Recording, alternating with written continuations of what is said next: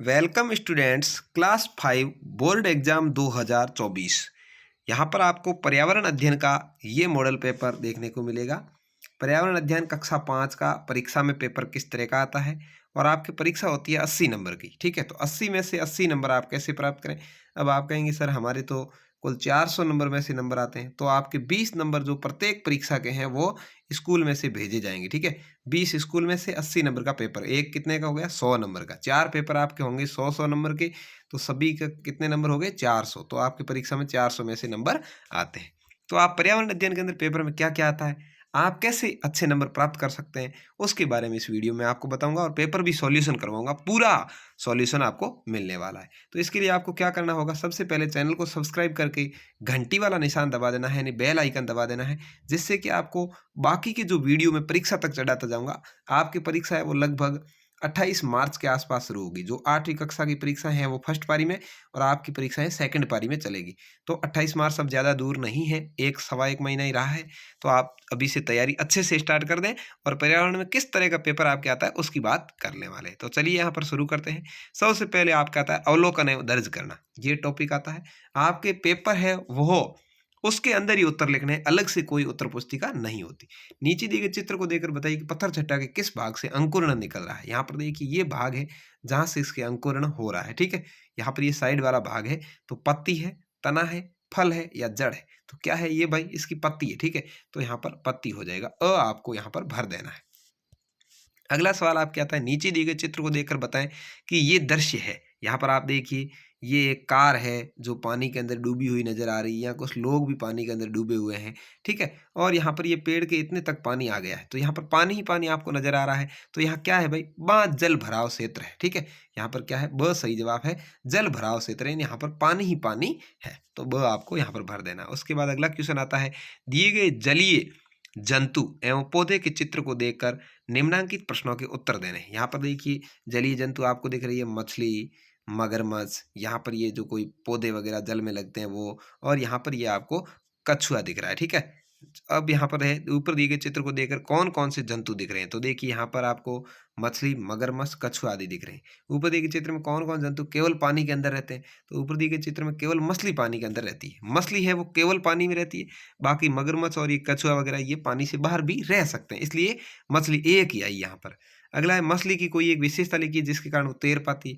तो मछली के शरीर में पूंछ और पंख होते हैं जिनकी सहायता से वो पानी में तैरती है। ठीक है, तो इस तरह से आपको लिखना है। अगला है, दिए गए राजस्थान के मानचित्र में चूरू जिले के किन्हीं 3 पड़ोसी जिलों के नाम लिखने। 3 नंबर का सवाल आएगा, चूरू के पड़ोसी। तो आपको नक्शा पूरा आना चाहिए। देखिए यहाँ पर ये नक्शा है, आपको दिखाया है, यहाँ श्री गंगानगर, हनुमानगढ़, बीकानेर, चूरू सारा दिया हुआ है। तो यहाँ चूरू के 3 पड़ोसी जिले कौन से हो जाएंगे, हनुमानगढ़ की चुईमा लग रही, बीकानेर की लग रही, नागौर की लग रही, सीकर की लग रही, झुंझुनू की लग रही। ये 5 चूरू के पड़ोसी जिले हैं। ठीक है, इन पांचों में से कोई 3 का नाम आपको लिखना है। तो यहाँ पर देखिए बीकानेर, झुंझुनू, सीकर इसने लिख दिया। आप चाहें तो ये जो बाकी जो 2 जिले हैं जैसे नागौर है या हनुमानगढ़ है ये भी लिख सकते हैं। 3 कोई भी आपको 3 लिख रहे हैं। उसके बाद आप कहता है संप्रेषण। यहाँ पर ये टॉपिक, जीजाबाई के जीवन से आप कौन सी 3 सीख लेना चाहते हैं, 3 नंबर का सवाल आया है। देखिए यहाँ पर जीजाबाई के जीवन से हम एक दृढ़ संकल्प होंगे, अपनी संस्कृति के प्रति स्वाभिमान और देश के सम्मान की रक्षा, बड़े खतरे व चुनौती का सामना करने की सीख लेना चाहेंगे। अगला है, इग्लू किसे कहते हैं। यहाँ पर 3 नंबर का सवाल है, 1 और 2 अलग अलग नंबर है। तो बर्फ के मकान को इग्लू कहते हैं, ये 1 नंबर का आपके हो जाएगा, बर्फ के मकान को इग्लू कहते हैं। दूसरा है देखिए, बाढ़ से लोगों को होने वाले कोई 2 नुकसान आपको लिखने हैं। तो यहाँ पर देखिए बाढ़ से कौन कौन से नुकसान हो सकते हैं। बाढ़ से घर की चीजें पानी में बह जाती है और खराब हो जाती है। बाढ़ से लोग बेघर हो जाते हैं क्योंकि घर डूब जाते हैं या नष्ट हो जाते हैं। ठीक है, इस तरह से। अब अगला सवाल पूछा है, संयुक्त परिवार विषय पर आयोजित भाषण प्रतियोगिता में प्रतिभागी के रूप में संयुक्त परिवार के पक्ष में, संयुक्त परिवार किसको कहते हैं, जिसमें माँ बाप, दादा दादी, चाचा चाची, ताऊ सब साथ में रहते हो। ठीक है, संयुक्त परिवार में अधिक सदस्य साथ में रहते हैं, उनमें परस्पर सहयोग की भावना पनपती है, बच्चों के पालन पोषण में सभी लोग सहयोग करते हैं, संकट के समय सब सदस्य मिलकर समस्या का सामना करते हैं। तो इस तरह से ये हो जाएगा। इसके बाद में आपका 8वां क्वेश्चन आएगा वर्गीकरण का। यहाँ वर्गीकरण का मतलब होता है अलग करना, छांटना। कृमि संक्रमण से बचाव के लिए आप क्या करेंगे। कृमि संक्रमण होता है पेट में कीड़े पड़ जाना। ठीक है, तो क्या करेंगे, स्वच्छ शौचालय का उपयोग करेंगे, साफ शौचालय का उपयोग करेंगे, तो इससे गंदगी नहीं फैलेगी। आपको सही जवाब भर देना है। अगला निम्नलिखित प्रश्नों का उत्तर देना है। यहाँ पर देखिए, hockey, table tennis, badminton, kabaddi, ये खेल लिखे हुए हैं। कोष्टक में दिए गए खेलों को छांटकर इंडोर खेल, इंडोर का मतलब होता है जो अंदर खेले जाते हैं, और आउटडोर मतलब जो बाहर खेले जाते हैं। तो यहाँ देखिए इंडोर कौन सा होगा, हॉकी होगा, नहीं, हॉकी के लिए मैदान की आवश्यकता है तो हॉकी आउटडोर में आ जाएगा। टेबल टेनिस ये अंदर खेला जाता है, इंडोर होगा। बैडमिंटन ये भी अंदर खेला जा सकता है तो इंडोर होगा। कबड्डी इसके लिए मैदान की आवश्यकता है, ये बाहर खेला जाता है। तो इस तरह से अगला है, वृक्षों को संरक्षित करने के लिए क्या क्या करना चाहिए, वृक्ष बचाने के लिए क्या क्या करना है। वृक्षों को संरक्षित करने के लिए उन्हें काटने की बजाय बचाया जाना चाहिए, काटना नहीं बचाना है। नए वृक्ष लगाए जाने चाहिए, उन्हें जानवर तथा कीटों से नष्ट होने से बचाना चाहिए। ये आपको पॉइंट लिखने हैं। अगला है देखिए यहाँ पर निम्न प्रश्नों के उत्तर आपको देने हैं। 6 नंबर का क्वेश्चन है, एक 4 का एक 2 का। एक थैली में रखे कागज के टुकड़े, सिक्का, चाबी, घास के तिनके को नीचे दी गई तालिका में प्लेट और ब वर्गीकृत करना। प्लेट है पानी में तैरने वाली, इसमें से पानी में क्या तैरेगी, देखिए कागज का टुकड़ा पानी में तैरेगा, यस, यहाँ पर लिख दीजिए। सिक्का पानी में तैरेगा, नहीं, ये डूबने वाली वस्तु में आ जाएगा सिक्का। चाबी ये भी भारी लोहे की होती है, ये भी डूबने वाला में आ जाएगी। घास का तिनका ये तैर जाएगा, ठीक है। तो इस तरह से तैरने वाले और डूबने वाले आपको अलग अलग करने हैं। दूसरा दिया है, नीचे दी गई सारणी की मदद से रोगों को उसके लक्षण से मिलाना है। तो यहाँ देखिए पीलिया के क्या लक्षण है। पीलिया में सफेद रंग की दस्त लगती है, मूत्र पीला आता है, आंखों और नाखूनों को पीला होना, उल्टियां होना, ये पीलिया के लक्षण है। पीलिया से मिला रखा है, ठीक है। अगला है अतिसार, कहते हैं दस्त को। दिन में 4-5 बार ज्यादा दस्त होना, पेट में मोड़ आना, जीभ और होंठ सूखना, पेशाब कम आना, ये सभी दस्त का है, दस्त से मिला दीजिए। कृमि रोग, ये पेट में कीड़े वाली, भूख कम लगती है, चेहरे पर पीलापन होता है, पेट में दर्द होता है, ठीक है, ये होता है। पोलिया, पोलियो क्या है, जिसमें माना कि शरीर के हाथ पैर होते हैं ना, ये टेढ़े मेढ़े हो जाते, देखिए बुखार रहना, सिर दर्द, जुकाम, उल्टियां, हाथ पैर में अकड़न, बाद में पैरों में लकवा हो जाना, ये पोलियो के लक्षण है। तो इस तरह से यहाँ पर सभी रोग को उसके लक्षण से मिलाना है। अगला है, पशुपालन को व्यावसायिक रूप में अपनाने के लिए किन किन पशुओं को पाला जाना चाहिए, उन पर आधारित कौन से व्यवसाय करने की सलाह देंगे, संक्षेप में लिखना है। यानी पशु पालने हैं तो कौन कौन से पशु पालें तो अपना अच्छा धंधा हो सकता है, व्यवसाय का मतलब है जिससे अपने को पैसे मिल सकते हैं। तो पशुपालन को व्यावसायिक रूप में अपनाने के लिए गाय, बैल, भैंस, घोड़ा, ऊंट, बकरी आदि पशुओं को पाला जा सकता है। क्या, गाय है, बैल है, भैंस है, घोड़ा है, ऊंट है, बकरी है, भेड़ है। पाले गए जानवर के आधार पर निम्न व्यवसाय कर सकते हैं। गाय, भैंस, बकरी आदि जानवरों को पालकर डेयरी व्यवसाय किया जा सकता है। डेयरी व्यवसाय किसको कहते हैं, जहाँ दूध बेच सकते हैं।